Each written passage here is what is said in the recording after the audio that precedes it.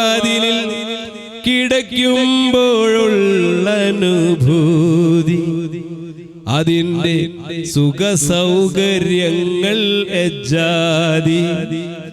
സാക്ഷാൽ ഖബറെന്തെന്നറിയാമോ മനുഷ്യ നിനക്കതിൽ കിടക്കുവാനിനി വേണ്ട ഭീതി.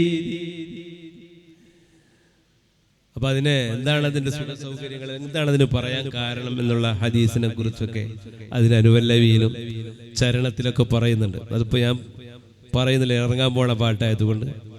അപ്പോൾ അത് പല ലക്ഷം തട്ടുള്ള കൊട്ടാരമാണ്, ഒരുപാട് വാതിലുകൾ അതിനുണ്ട്. നാം അതിൻ്റെ ഒരു വാതിൽ മാത്രമാണ് ഇവിടെ മണ്ണിട്ട് മൂടുന്നത്. എന്നിട്ട് പുറത്തു നിന്നിട്ട് നമ്മൾ പറയാം ആകവം പെട്ടോ കുടുങ്ങി. പക്ഷേ അതിൽ നിന്ന് പല വാതിലുകളും സ്വർഗത്തിലേക്കാണെങ്കിൽ സ്വർഗത്തിലേക്ക്, നരകത്തിലേക്കാണെങ്കിൽ നരകത്തിലേക്ക് തുറക്കപ്പെടുന്നുണ്ട്. ഇല്ലേ? നമ്മളങ്ങനെ വിശ്വാസം അങ്ങനെയല്ലേ? ഒരു മുഅ്മിനായ മനുഷ്യൻ ഖബറിലേക്ക് അവനക്ക് സ്വർഗത്തിന്റെ ഒരു വാതിൽ തുറക്കപ്പെടും. സ്വർഗത്തിന്റെ ഒരു വാതിൽ എന്നൊക്കെ പറഞ്ഞാൽ നിങ്ങൾ ഇവിടുത്തെ ബാത്റൂമിന്റെ വാതിൽ പോലെ ഒന്നും വിചാരിക്കരുത്, അല്ലെങ്കിൽ ഇരുമ്പിന്റെ വാതിലാന്ന്. സ്വർഗത്തിന്റെ വാതിൽ അതിന് എത്ര വലുപ്പമുണ്ടാവും വെച്ചിട്ടാ ഉണ്ടാവില്ലേ? അപ്പോ അതിനൊരു വാതിൽ മാത്രം നീ മണ്ണിട്ടു മൂടിയാൽ ഇരുളാകുമെന്നുള്ളൊരാധി. എന്നാൽ അത് വേണ്ട തുറന്നിട്ട സ്വർഗീയ വാതിലിൽ കിടക്കുമ്പോഴുള്ള അനുഭൂതി, അതിൻ്റെ സുഖ സൗകര്യങ്ങൾ ജാതി. സാക്ഷാൽ ഖബറെന്തെന്നറിയാമോ മനുഷ്യ നിനക്കതിൽ കിടക്കുവാനിനി വേണ്ട ഭീതി.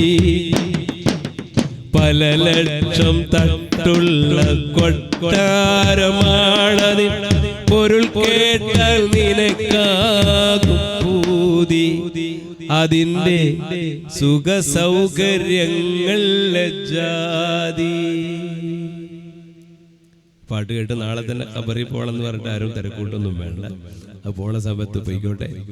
ഏതായാലും ഇത്രയും സമയം എനിക്ക് ഹൃദയം തന്ന, ഒരുപാട് പാടാൻ വേണ്ടി കൊണ്ടുവന്നൊന്നും പാടിയിട്ടില്ല, ഇനിയൊരിക്കൽ നമുക്ക് വീണ്ടും പാടാം.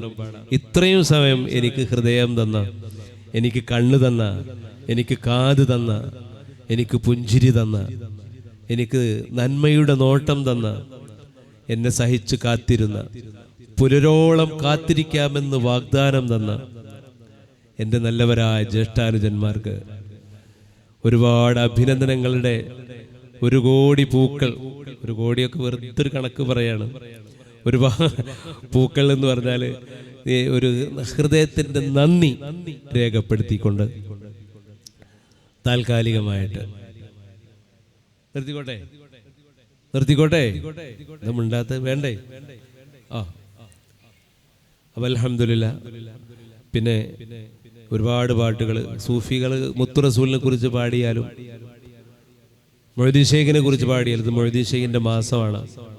അത് പറയാതെ സദസ്സിൽ നിന്ന് എഴുന്നേറ്റ് പോകുന്നത് മുത്തു റസൂലിനെ കുറിച്ചും സ്വല്ലല്ലാഹു അലൈഹി വസല്ലം മൊയ്‌ദീൻ ഷെയ്ഖിനെ കുറിച്ചൊക്കെ സൂഫി സദസ്സിൽ നിന്ന് പറയാതെ എഴുന്നേറ്റ് പോകുന്നത് ഒരു അദബുകേടായതുകൊണ്ട് മാത്രം വാക്കിൽ പറയുകയാണ്. മൊയ്‌ദീൻ ഷെയ്ഖിനെ കുറിച്ച് ഒരുപാട് പാട്ട് ഞാൻ എഴുതിയിട്ടുണ്ട്. ബഗ്ദാദ് പതിരാജൻ, ഞാൻ ഒരുപാട് പാട്ടുകൾ എഴുതിയ ഒരാളാണ്. അതിൽ എനിക്ക് പാടാൻ പറ്റിയ, നിങ്ങൾക്ക് കേട്ട അർത്ഥം തിരിയുന്ന പാട്ടുകൾ മാത്രമേ ഇവിടെ പാടിയിട്ടുള്ളൂ. നിങ്ങൾക്ക് അർത്ഥം കേട്ട കുട്ടികൾക്കൊക്കെ എൻ്റെ പാട്ടുകൾ ധാരാളം അറിയാം. അതൊന്നും എനിക്ക് തന്നെ പാടാൻ കിട്ടില്ല, അത്രയും പാട്ടുകളുണ്ട്. 14-ാമത്തെ വയസ്സിൽ പാട്ട് എഴുതാൻ തുടങ്ങിയതാണ്. വ്യസനമാൽ വിളിച്ചിടും യാ സൈദി, വ്യഥകളെല്ലാം തീർക്കുക ഖൈറൻ നബി, വികലമായി ജീവിതം യാ സൈദി എന്ന് തുടങ്ങി 14-ാമത്തെ വയസ്സിൽ ഞാൻ എഴുതിയൊരു പാട്ട്. ഇപ്പോഴും അത് പല വേദികളിലും പാടി കേൾക്കുന്നതിലുള്ള സന്തോഷമുണ്ട്. അന്ന് കുട്ടിക്കാലത്ത് തന്നെ പണി റസൂലിൻ്റെ മദ്ഹ് എഴുതുക. ഞങ്ങൾക്ക് അതിന് മാതൃകകളൊന്നും ഉണ്ടായില്ല, മനസ്സിൽ വരുന്ന പാട്ടുകൾ, വിഷമങ്ങൾ. മുത്തു നബി ചാരേ ഇഷ്ക കടൽ തീരെ ചെന്നു കൊതി തീരെ കാണാൻ വിധിക്കല്ല. ആ പാട്ട് അങ്ങനെ 14-ാമത്തെ വയസ്സിൽ അങ്ങനത്തെ പാട്ടുകൾ എഴുതി. റസൂലിനെ കുറിച്ച് 10,000-കണക്കിന് പാട്ടുകൾ എഴുതി. അതിലൊരു പാട്ട് കൂടെ പടം മിഴിനീട്ടി നോക്കുമ്പോൾ അഴകായി ജ്വലിക്കുന്നു ത്വാഹ റസൂലുള്ളാഹ്. ഇഷ്കിനായി മിഴി പൂട്ടി ഞാനൊന്നുറങ്ങിയാൽ കനവിൽ വന്നെത്തും ഹബീബുള്ളാഹ് മുത്തു നബിയുള്ളാഹ്. ആ പാട്ട് എഴുതാനൊരു പ്രത്യേക കാരണം ഉണ്ടായിരുന്നു. അതൊക്കെ പറയാനിരുന്നാൽ ബഹുമാനപ്പെട്ടവർ പറഞ്ഞ പോലെ നേരം ഹത്താ മത്ലഇൽ ഫജ്ർ എന്ന് പറയേണ്ടി വരും. അപ്പൊ അതുകൊണ്ട് ആ പാട്ട് എഴുതാനുള്ള കാരണങ്ങളെ കുറിച്ചൊക്കെ പിന്നീട് ഒരിക്കൽ അത് വളരെ വളരെ വികാരഭരിതമായ രംഗങ്ങളാണ്. മാനത്തു പാൽ നില പൂരണ ചന്ദിരൻ ആറ്റൽ മുഖം കണ്ട ഒരു ദർശനം ഒരു സാധാരണ മനുഷ്യന് കിട്ടിയാൽ, ഒരു സാധാരണ ഒരാൾക്ക് ദർശനം കിട്ടൂല എന്നല്ല, കിട്ടും. അപ്പൊ അയാൾക്ക് അതൊരു അനുഭൂതിയായിട്ട് അയാളുടെ ഹൃദയത്തിൽ അങ്ങനെ അറിയും. പക്ഷെ ഒരു പാട്ടുകാരന് കിട്ടിയാൽ 4 ആളോട് പറയും എന്തൊക്കെയാണ് കിട്ടിയെന്ന് അയാൾ പറഞ്ഞു കൊടുക്കും.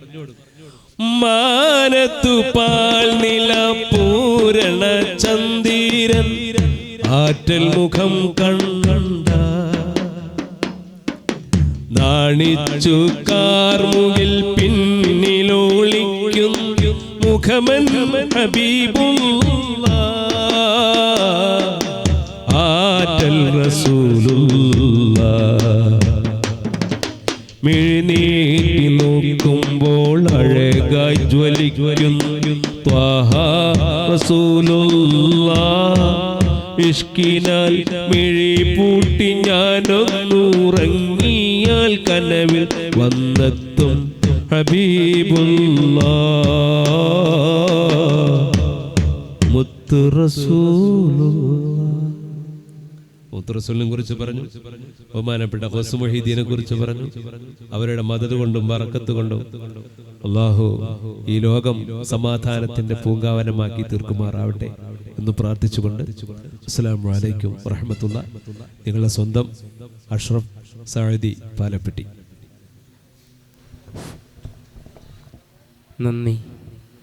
താനൂർ ഹെറിറ്റേജ് കാർണിവൽ വളരെ ഹൃദ്യമായ ദിവ്യാനുരാഗം കൊണ്ടും പ്രവാചക പ്രണയഗീതങ്ങൾ കൊണ്ടും സംഗീത വിരുന്നൊരുക്കിയതിന് അഷ്റഫ് പാലപ്പെട്ടി ഉസ്താദിന് താനൂർ ഹെറിറ്റേജ് കാർണിവൽ നൽകുന്ന സ്നേഹോപഹാരം സമർപ്പിക്കുന്നത് പ്രിയങ്കരനായ സലാം സാഹിബ് താനൂരാണ്.